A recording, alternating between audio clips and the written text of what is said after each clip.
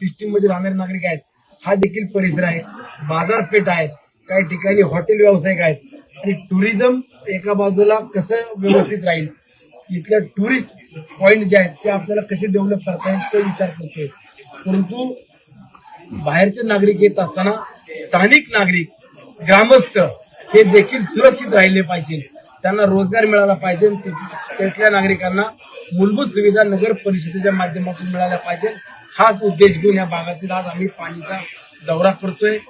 Police प्रशासनाला जे काही निर्बंध घालून दिले आहेत किंवा वेळेची मर्यादा असेल ती जी घालून दिली आहे त्या वेळेचे नियम किंवा जे काही ट्रॅफिकने नियम घालून दिले आहेत ते नियम सगळ्यांनीच पाळले पाहिजे. पोलिसांना किंवा तिथल्या ट्रॅफिकच्या अधिकाऱ्यांनी जर माझ्या नावाची गाडी आली आणि जर ते सोडत असतील तर मला असं वाटतं की मला हप्ता मिळायच्या ऐवजी तो पोलिसांना मिळतो का तिथल्या स्थानिक नागरिकांना मिळतो मला माहित नाही.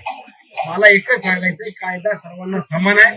कोणी जरी माझ्या नावाचा गैरवापर करत असेल तर त्यावरती पहिला खटला दाखल करा, त्यावरती पहिली कारवाई करा आणि मग